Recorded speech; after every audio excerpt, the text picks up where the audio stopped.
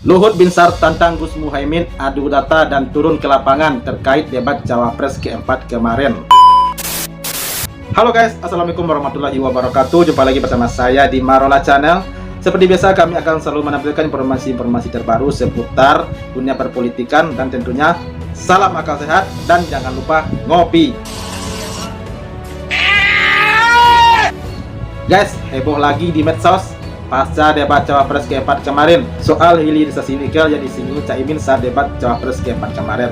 Tiba-tiba dibantah oleh Luhut Binsar Panjaitan yang merupakan Menko Kemaritiman kalau itu tidak benar, ujarnya. Dan bahkan Luhut pun malah tantang Caimin untuk adu data dan turun ke lapangan. Dan tantangan itu pun diterima. Dengan tegas, Caimin merespon tantangan itu dan siap adu data dan turun ke lapangan. Wow, ini semakin panas ini guys, mantap ini. Oke guys, daripada penasaran dengerin saya masih terus, mari kita saksikan. Let's go. Ditantang Luhut, lihat langsung hilirisasi nikel di Morowali. Cak Imin gak ada takut-takutnya. Iya. Malah okein dan siap tantang balik dengan adu data sekalian di lapangan. Benar, kalau itu datanya sama-sama benar, ya ngapain harus takut ya? Muhaimin itu berkunjung kan ke BDB, ke Morowali untuk lihat sendiri, seeing is believing, daripada Anda berbohong kepada publik yang menurut satu karakter yang nggak bagus. Untuk mencapai sesuatu posisi Anda membohongi publik dengan memberikan informasi seperti tadi. Kalau kita lihat data 2015 itu kemiskinan di sana 14,7%. Nah data 2023 itu 12,4%. Jadi turun kemiskinan di sana dari 14,7 ke 12,4%. Nah itu apa ya? Karena pembangunan ekonomi di sana. Kemudian kalau di Morowali kita lihat 2015 itu 15,8% kemiskinan, dan 2023 ini kita lihat 12,3% kemiskinan. Jadi terjadi juga cukup perbaikan-perbaikan di sana. Tidak usah khawatir atas kritik-kritik itu. Mari kita cek. Saya diajak ke sana sama Pak Luhut ke Morowali lihat tambang. Ya siap aja. Kalau perlu kita cek masyarakat di sekitarnya dilibatkan atau tidak. Kemudian apakah pertumbuhan ekonomi membawa kesejahteraan masyarakat sekitar. Saya sangat senang kalau diajak Pak Luhut ke sana untuk membuktikan mana yang menjadi kenyataan. Iya. Kalau datanya sama-sama benar, ngapain harus takut? Mari sini, gua kasih tahu ya.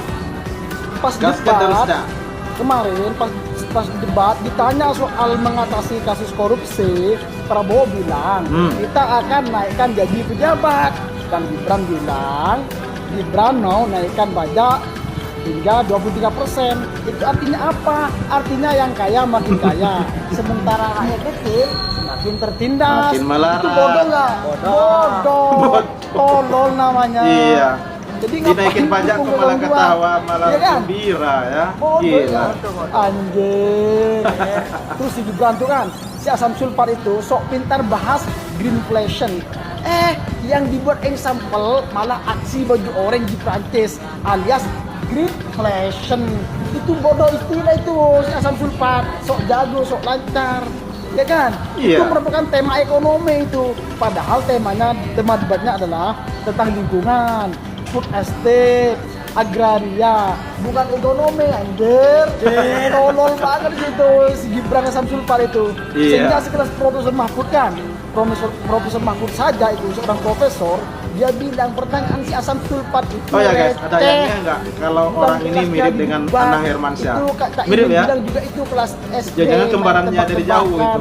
Tapi di pendukungnya si 02 ini gimana ini ya? Kok masih ngeyel aja dukung bangga dengan si Asam Sulfat.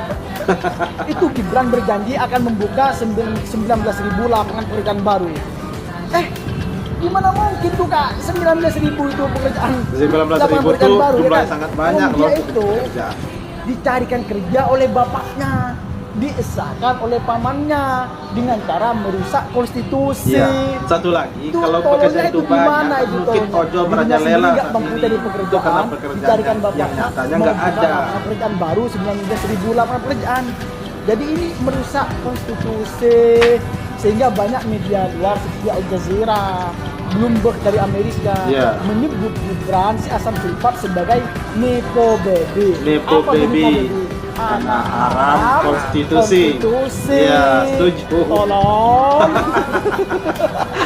Hati-hati. Nih Pangeran gue. Ntar kalau dia jadi penguasa Saat dicari ditanya dah. solusinya ini soal pertambangan ilegal kan, si Hasan Sulfat tuh kemarin pas debat, dia bilang cabut saja izinnya.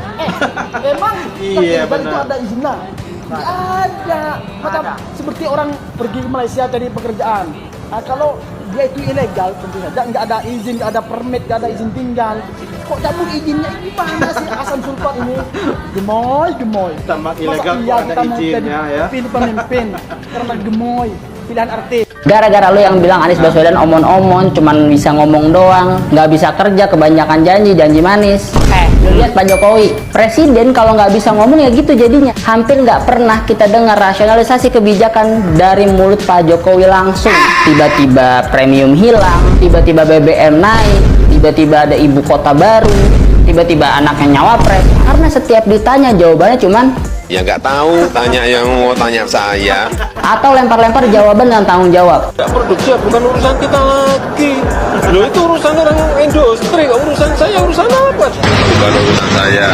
Antrian BBM bukan urusan saya. Itu dampak kalau presiden wajah negara lo Indonesia dipimpin sama orang yang nggak bisa atau nggak jago ngomong.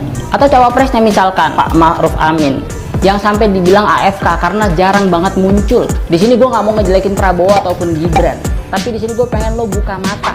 Siapa calon presiden yang bisa diajak berdialog? Siapa calon presiden yang ketika menjelaskan sesuatu, menjawab sesuatu itu dengan jelas, sistematis, sehingga yang bertanya ataupun yang mendengarkan akan puas dengan jawaban tersebut. Ya, Itu bukan cuma ngomong-ngomong doang. Emang perlu pemimpin negara itu jago ngomong. Siapa kira-kira calon presiden yang begitu? Ya Anies Baswedan lah. Iya. Atau kalaupun lu nggak mau milih Anies Baswedan, ya masih ada Ganjar. Iya. Beliau keren juga menurut gua. Tapi tolong jangan yang nomor 2 itu. Ya, setuju juga. Oke, mantap, luar biasa. Ini statementnya luar biasa ya. Statement anak muda tentang membahas anak muda juga gini. Tapi terkait dengan asli tentang menantang antara Pak Luhut Binsar tadi dengan Cak Imin, itu betul juga.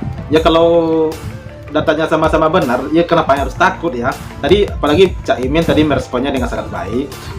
Kalau beliau sangat senang kalau diajak turun ke lapangan untuk melihat langsung ke lapangan dan juga melibatkan masyarakat di sana. Apakah mereka benar-benar mulai sejahtera saat ini? Apakah benar-benar angka kemiskinan sana menurun? Nah, dan Cak Imin siap untuk adu data dengan Pak Luhut Binsar Panjaitan. Mantap, Cak. Terus kalau kita benar, ngapain harus takut ya? Itu kuncinya.